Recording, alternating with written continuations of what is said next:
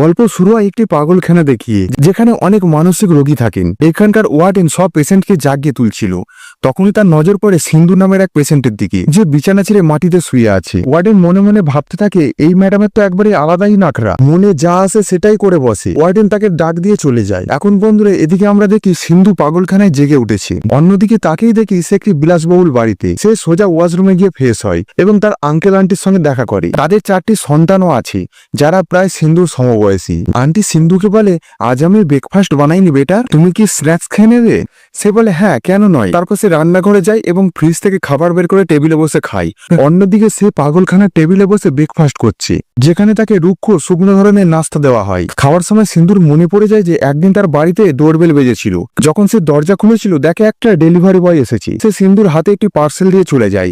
যখন সিন্ধু পার্সেলটি খুলেছিল, তখন সে চমকে গিয়েছিল, কারণ সেই পার্সেলের ভেতরে ছিল খুব সুন্দর ফুল, যেগুলি সম্পদ পাঠিয়েছিল। এটা দেখে সিন্ধু খুব খুশি হয়ে গিয়েছিল। বর্তমানে বন্ধুরা, পাগলখানায় সিন্ধু তার চারপাশের মানুষদের জিজ্ঞাসা করতে থাকে, তোমরা কি সম্পদকে দেখেছো? আমাকে সম্পদের সঙ্গে দেখা করতে হবে। কিন্তু কেউ তার কথার দিকে গুরুত্ব দেয় না। এই মুহূর্ত থেকে গল্পটি সিন্ধুর শৈশবের সময় ফিরে যায়, যখন তার মা তাকে খাওয়ানোর জন্য চারিদিকে দৌড়াদৌড়ি করতেন। কিন্তু সিন্ধু খেলাতেই ব্যস্ত থাকতো, তাই সে ঠিকমতো খেত না। তখন তার মা বিরক্ত হয়ে বলতো, যদি খাবার না খাও তাহলে ব্যাগিম্যান তোমার পেছনে চলে আসবে। আর ব্যাগিম্যানকে সিন্ধু খুব ভয় পেত। তাই সে তার মাকে বলতো, না মা, আমি খাবো, প্লিজ ব্যাগিম্যানকে আসতে মানা করে দাও। এইভাবে খাবার খাওয়ার পর যখন সিন্ধু বাড়ির দরজার কাছে বসেছিল, তখন সেখানে বিন্দু আর ভানু নামের 2 বোন আসে। তারা সিন্ধুকে বলে, আমরা সদ্য এখানে শিফট হয়েছি এবং আমাদের কোনো বন্ধু নেই, তুমি কি আমাদের বন্ধু হবে? সিন্ধু বলে, হ্যাঁ, কেন নয়, আমি তো অনেকদিন ধরে এখানে থাকি, তবুও আমার কোনো বন্ধু নেই। আমার কেবল ইন্দু নামে একটি বোন আছে, তাকে আমি অবশ্যই তোমাদের সঙ্গে পরিচয় করিয়ে দেব। এখানে আমরা জানতে পারি সিন্ধু এবং ইন্দু তারা যমজ 2 বোন। সিন্ধু খুবই ভীত স্বভাবের ছিল, তার সবকিছুতেই ভয় লাগতো। অন্যদিকে ইন্দু সবসময় তাকে মোটিভেট করত। সে বলতো, দেখো, এত ছোটখাটো জিনিসে ভয় পায় না, আর তাকে লুকোচুরি খেলতে বলতো। কিন্তু সিন্ধু সবসময় ভয় পেত। তখন ইন্দু তাকে বুঝিয়ে বলতো, দেখো, ভয় পাওয়ার কিছু নেই, এটা শুধু একটা খেলা, আমরা শুধু খেলছি, এর বাইরে কিছু না। ইন্দুর বেশ কিছু বন্ধু ছিল, সে তাদের নিয়ে লুকোচুরি খেলতো। এই খেলার সময় এই সিন্ধু হঠাৎ একটা ছায়া দেখতে পায়, আর সেই ছায়া দেখে সে খুব ভয় পেয়ে দৌড়ে পালাতে শুরু করে। এরপর গল্প চলে যায় তখনকার একটি ঘটনার দিকে, যখন সিন্ধু আর বিন্দু অনেক বড় হয়ে যায়। একদিন সিন্ধু সাজগোজ করে তার বেস্ট ফ্রেন্ড বিন্দুর সঙ্গে নিজের গাড়িতে শপিং করতে যায়। সেখানে গিয়ে সে নিজের জন্য কিছু জামা কাপড় পছন্দ করছিল। ঠিক তখনই তার চোখ পড়ে এক লোকের দিকে, যার গায়ে ছিল কালো রঙের হুডি। সেই লোকটি দেখে মনে হচ্ছিল সে যেন সিন্ধুকে গোপনে অনুসরণ করছে বা স্টক করছে। তাকে দেখে সিন্ধু ভয় পেয়ে যায় এবং খুব সাবধানে ভয়ে ভয়ে শপিং করে। তারপর যখন সে শপিং এর ব্যাগগুলো নিয়ে গিয়ে গাড়ির ডিকিতে রাখতে যায়, তখন সেখানে দেখতে পায় একটি লাশ, যেটা সাদা কাপড়ে মোড়া অবস্থায় পড়ে আছে। বন্ধুরা, সিন্ধুর তো ভয়তে প্রাণ বেরিয়ে যাচ্ছিল। ঠিক তখনই সেখানে তাকে একজন ওয়াচম্যান সিন্ধুকে চিৎকার করতে দেখে দৌড়ে আসে এবং বলে, ম্যাডাম, কি হয়েছে, আপনি ঠিক আছেন তো? সিন্ধু ভয়ে ভয়ে গাড়ির ডিকির দিকে ইশারা করে। তখন ওয়াচম্যান সেখানে গিয়ে দেখে একটি ছোট্ট পোকা হামাগুড়ি দিয়ে চলছে। ওয়াচম্যান বলে, ম্যাডাম, এতটুকু পোকাকে দেখে কেউ ভয় পায়? তারপর ওয়াচম্যান চলে যায় আর সিন্ধু গিয়ে গাড়িতে বসে পড়ে। এরপর সিন্ধু যখন বাড়ি ফিরে আসে এবং ডিকি থেকে শপিং ব্যাগ বের করতে যায়, ঠিক তখনই হঠাৎ কেউ তার পিছনে এসে দাঁড়ায়। সিন্ধু তো পুরো শরীর জমে যায় ভয়ে, কিন্তু পরে বুঝতে পারে এটা তো ডেলিভারি বয়, সে শুধু একটা পার্সেল দিতে এসেছে। পার্সেল নিয়ে সিন্ধু ঘরের ভিতর চলে যায়, কিন্তু ঘরেও তার মনে হতে থাকে কেউ যেন তাকে ফলো করছে। তার মনে হয় জানলার পর্দার পেছনে কেউ লুকিয়ে তাকে দেখছে। সে ভয়ে ভয়ে পর্দা সরিয়ে দেখে, কিন্তু সেখানে কেউ ছিল না। সেই মুহূর্তে সে একটু স্বস্তি পায় আর সবাই মাথা রেখে চিন্তায় ডুবে যায়। আর তখনই সিন্ধুর মনে পড়ে যায় সম্পদের সঙ্গে কাটানো সেই মুহূর্তের কথা। শেষবার যখন সে সম্পদের সঙ্গে দেখা করেছিল, তখন সম্পদ বলেছিল, আমাকে কাজের কারণে 1 সপ্তাহের জন্য বাইরে যেতে হবে, তুমি নিজের খেয়াল রেখো। তখন সিন্ধু খুব মন খারাপ করে বলেছিল, তোমাকে ছাড়া আমি 1 সপ্তাহ কিভাবে থাকবো? তখন সম্পদ বলেছিল, আমার তো খুব কষ্ট হচ্ছে, কিন্তু কি করব বলো, কাজ তো কাজই, যেতেই হবে। তবে আমি প্রতিদিন একবার হলেও তোমাকে ভিডিও কল করব, এটা আমি প্রমিস করছি। এইসব কথা মনে পড়ে যায় সিন্ধুর। আর তখনই সে সম্পদকে ফোন করে, কিন্তু তার কলটা লাগে না। সিন্ধু আরো বেশি চিন্তিত হয়ে পড়ে, কেন কল লাগছে না। এরপর সে টিভি দেখতে বসে। টিভি দেখতে দেখতে তার মনে পড়ে যায় শৈশবের একটা ঘটনার কথা, যখন এক রাতে ইন্দুর কারণে তাকে বাধ্য হয়ে একটি হরর সিনেমা দেখতে হয়েছিল। সেই সিনেমা দেখে তখন সিন্ধুর খুব ভয় লেগে গিয়েছিল। এতটাই ভয় পেয়েছিল যে সে চিৎকার করে উঠেছিল এবং ভয়ে ইন্দুর গলা পর্যন্ত চেপে ধরেছিল। তার চিৎকার শুনে তখন তার বাবা মা দৌড়ে এসে তার ঘরে ঢুকে পড়ে আর বলে, কতবার বলেছি রাতে টিভি দেখা যাবে না, এখন তো ঘুমানোর সময়, তাই না, যাও ঘুমিয়ে পড়ো। তখন তখন ইন্দু চুপি চুপি সিন্ধুর কানে কানে গিয়ে বলে, আমার নাম নিবিনা, যা আমি বলেছিলাম সিনেমাটা দেখতে। তাই তখন সিন্ধু আর কিছু বলে না, সে বাবা মাকে সরি বলে ঘুমোতে চলে যায়। ঘুমোতে যাওয়ার আগে সে তার বাবাকে জিজ্ঞাসা করে, ড্যাডি ব্যাগিম্যান কি সত্যিই আছে? বাবা হেসে বলে, না রে, কে বলেছে তোকে এসব? তখন সিন্ধু বলে, মা বলেছিল যদি কথা না শুনি তাহলে ব্যাগিম্যান এসে আমাকে খেয়ে ফেলবে। এটা কি সত্যি? এই কথা শুনে বাবা একটু রেগে গিয়ে মায়ের দিকে তাকান। তুমি বাচ্চাদের কেন এসব কথা বলো? বাচ্চাদের এসব বলা উচিত নয়। ঠিক ঠিক তখন সিন্ধু কলিং বেলের আওয়াজ শুনতে পায়। সে দরজা খুলে বাইরে দেখে, কিন্তু কাউকে দেখতে পায় না। কিন্তু আমরা দেখতে পাই যে কালো হুডি পরা সেই লোকটি চুপি চুপি সিন্ধুর বাড়িতে ঢুকে পড়ে। কিছুক্ষণ পর যখন সিন্ধু বাড়ির ভেতরে গিয়ে পানি খাচ্ছিল, তখন সে সেই হুডি পরা লোকটার ছায়া দেখতে পায়। ঠিক সেই সময় কেউ একজন পেছন থেকে তার কাঁধে হাত রাখে। ভয়ে সিন্ধুর হাত থেকে গ্লাস পড়ে যায় আর ভেঙে টুকরো টুকরো হয়ে যায়। যখন সে পিছন ফিরে তাকায় তখন দেখে ওটা আর কেউ নয়, তার আন্টি। তার চিৎকার শুনে বাড়ির বাকি লোকজন ছুটে আসে এবং জিজ্ঞাসা করে কি হয়েছে। সিন্ধু তখন বলে, আমার মনে হয় একটি অচেনা লোক বাড়িতে ঢুকে পড়েছে।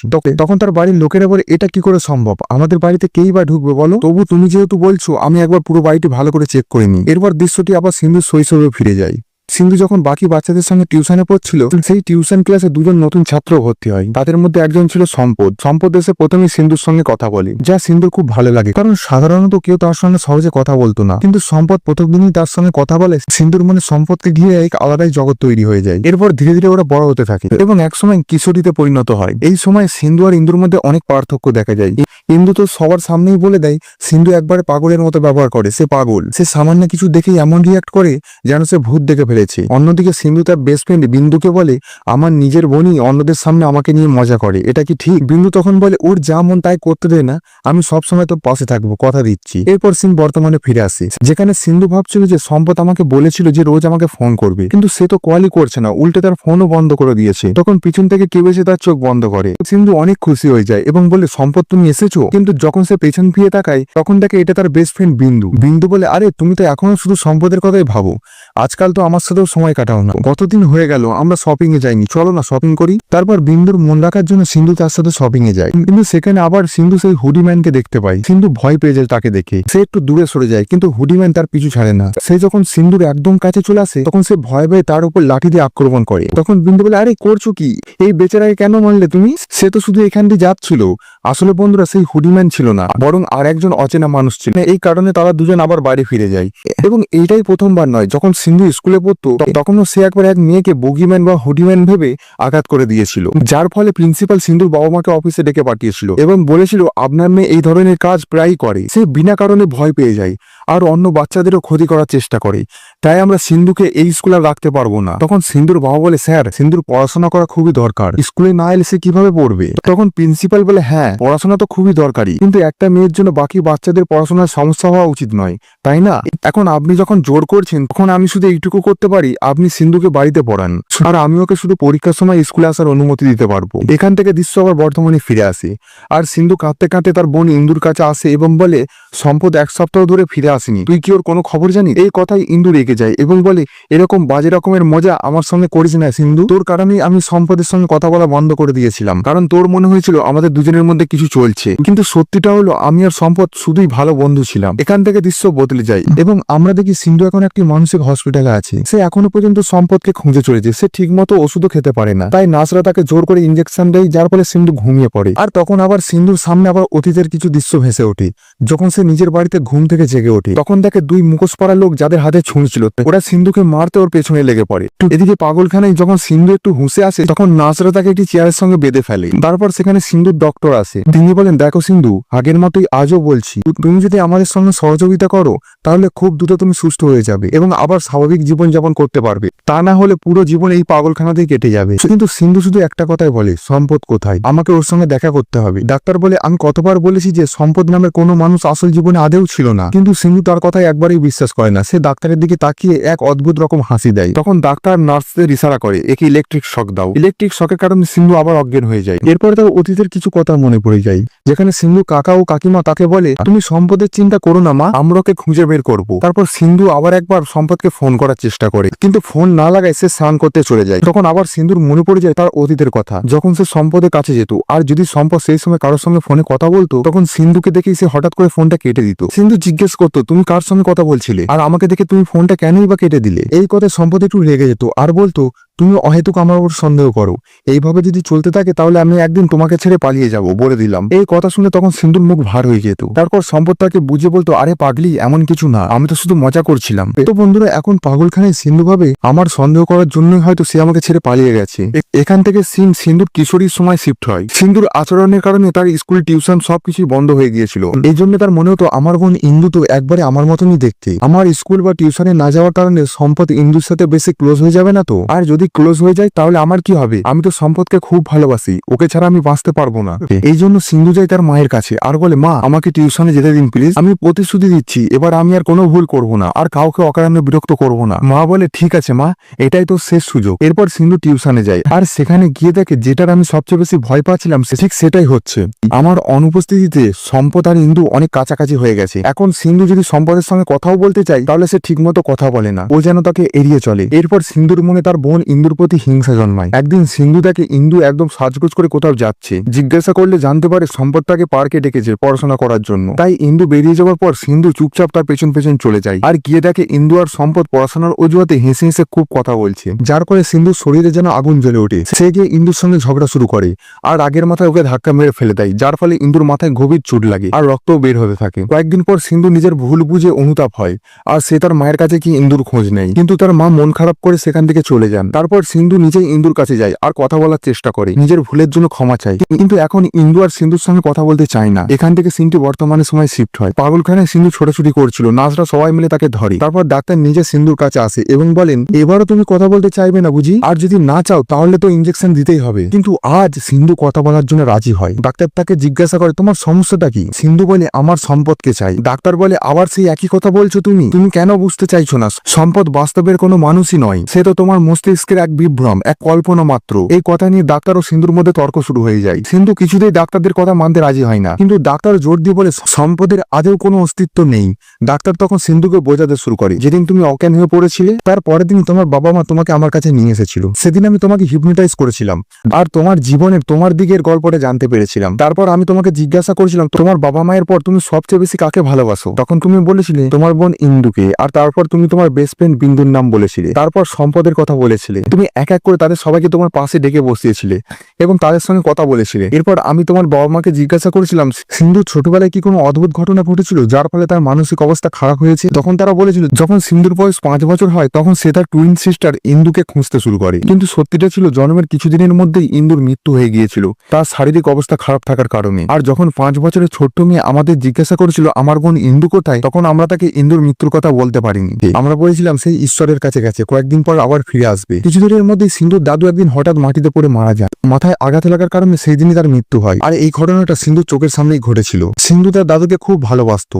দাদুর এমন হঠাৎ মৃত্যুতে সিন্ধুর মানসিক অবস্থার অবনতি হতে শুরু করে। সে যেন ভিতর ভিতর অসুস্থ হয়ে পড়ছিল। তারপর ডাক্তার বলে, এইসব জানার পর আমি পুরো ব্যাপারটা বুঝে গেলাম। সিন্ধু, তোমার ছোটবেলায় দুটি বড়সড় মানসিক ধাক্কা লেগেছিল, আর এই কারণে আজ তুমি এই ধরনের কল্পনাজনিত বিভ্রম ও মানসিক বিভ্রান্তের শিকার হয়েছো। আর তখন আমি তোমার বাবা মাকে তোমার প্রবলেমের বিষয়ে জানাই। তোমার রোগের নাম হচ্ছে ফিজোনোফিয়া। এই অসুখের কারণে তুমি কোনটা রিয়েল লাইফ আর কোনটা কল্পনার জগৎ চিনতে পারো না। তুমি এমন জিনিস দেখতে ও শুনতে শুরু করেছিলে যেগুলো বাস্তবে ছিলই না। এবং এখন আমি তোমাকে যেটা বলতে যাচ্ছি তা শুনে হয়তো তোমার খুব ধাক্কা লাগবে। না ইন্দু, না বিন্দু, আর না সম্পদ, এই তিনজনেরই কেউ বাস্তবে ছিল না। তারা সবাই তোমার মস্তিষ্কের তৈরি। তোমার অসুখের কারণে তুমি ছোটবেলায় বন্ধু তৈরি করতে পারোনি, তাই তোমার ব্রেন নিজেই তোমার জন্য কাল্পনিক বন্ধু তৈরি করে নিয়েছিল। আর তুমি সেই সব কল্পনার মানুষদের সঙ্গে একটা ভুল অবাস্তব জীবন বেঁধে ফেলেছিলে। এই রোগ খুব বিরল হলেও বিশ্বের প্রতি 300 জন মানুষের মধ্যে একজন মানুষ এই সমস্যায় ভোগে। কিন্তু দুঃখের বিষয় হলো এই রোগের কোনো চিকিৎসা নেই। তবে হ্যাঁ, যদি নিয়মিত চিকিৎসা ও যত্ন নেওয়া যায় তাহলে এই অসুখ আরো খারাপ হওয়া থেকে রোকা যায়। যখন আমি তোমার বাবা মাকে এইসব ব্যাখ্যা করলাম তারা বলেন, হ্যাঁ, ছোটবেলা থেকেই তুমি অনেকটা আলাদা ছিলে। তুমি নিজের সঙ্গে কথা বলতে, আর ওরা ভাবতো বাচ্চা হয়তো খেলছে। তাদের ধারণা ছিল তুমি বড় হবে, সব ঠিক হয়ে যাবে। কিন্তু দুর্ভাগ্যবশত ঠিক তার উল্টোটা হলো। তোমার মানসিক অবস্থা আরো খারাপ হয়ে যেতে শুরু করলো। এই কারণে তোমার কিশোর বয়সে তোমার মা বাবা তোমাকে এই মেন্টাল হসপিটালে ভর্তি করে দিয়েছিল। এখানে সিনু ও মিনা নামে এক দম্পতি থাকতেন যাদের সন্তানের মৃত্যু ও মানসিক সমস্যার কারণে হয়েছিল। তাই তারা এই আশ্রমে থেকে মানসিকভাবে অস্থির শিশুদের যত্ন নেওয়ার সিদ্ধান্ত নিয়েছিল। আমি তোমাকে তাদের কাছে পাঠিয়ে দিয়েছিলাম। তাদের সঙ্গে তোমার বয়সে আরো 4 জন শিশু থাকতো। তাই বন্ধুরা, এখানে বোঝা যায় সিন্ধু যাদের আঙ্কেল আন্টি ভাবতো তারা আসলে সিনু আর মিনাই ছিল, আর যাদের সে নিজের কাজিন ভাবতো তারা ছিল ওই 4 জন বাচ্চা। আসলে সিন্ধু অনেকদিন ধরে এই পাগলখানায় থাকছে, কিন্তু এখানে এসেও তার কল্পনার জগৎ থামেনি। সে ভাবতো যেদিন থেকে আমি আমার বোন ইন্দুকে ধাক্কা মেরেছি তখন থেকে আমার পরিবার আমাকে আঙ্কেল আন্টির বাড়িতে রেখে চলে গেছে, কিন্তু আসলে তাকে পাগলখানায় রেখে যাওয়া হয়েছিল বন্ধুরা। কিন্তু সিন্ধুর মনে হয়েছিল এটা কোনো পাগলখানা নয়, বরং তার আঙ্কেল আন্টির রাজকীয় বাড়ি। আর সে যে ফ্যান্সি ব্রেকফাস্ট বা সুন্দর জিনিসপত্র দেখতো তা আদেও সত্যি ছিল না। আসলে এখানে কাজ করা ওয়ার্ডেন বা নাজরা যখন নিজেদের মধ্যে বাইরের দুনিয়া নিয়ে কথা বলতো, সেই কথা শুনে সিন্ধুর মনে হতো এই জগৎটা খুব সুন্দর। যেমন যখন কেউ বলতো আজ আমি শপিং এ গিয়েছিলাম, তখন সিন্ধুর মনে হতো সেও শপিং এ গিয়েছে। আবার যখন সে কাউকে বলতে শুনতো, জানো তো আমার স্বামী 1 সপ্তাহের জন্য বাইরে গেছে, কিন্তু উনি আমাকে রোজ ফোন করেন। আর এই কথা শুনে বন্ধুরা সিন্ধুর ব্রেনও ধীরে ধীরে এই কথাগুলোর মোড় ঘুরিয়ে নিজের একটি গল্প বানিয়ে নেয় যে তার বয়ফ্রেন্ড সম্পদ কাজের জন্য বাইরে গিয়েছে আর ও তাকে ফোন করবে। তারপর সিন্ধু আরেকজনকে কথা বলতে শুনে, আমার স্বামীর তো অন্য কারোর সাথে সম্পর্ক চলছে, ও যখন বাইরে যায় তখন আমায় ফোনও করে না, উল্টে আমি ফোন করলে ফোন সুইচ অফ করে দেয়। এইসব কথা সিন্ধু কল্পনা করতে শুরু করে। তো বন্ধুরা এখন সব সত্যি সিন্ধুর সামনে পরিষ্কার হয়ে যায় যে আমি এখনো পর্যন্ত যেটুকু জীবন কাটিয়েছি সেটা আসলে বাস্তবে কাটাইনি, আসলে মস্তিষ্কের ভেতরেই কাটিয়েছি। এটা বুঝে সিন্ধুর উপর একটি বিশাল ধাক্কা আসে।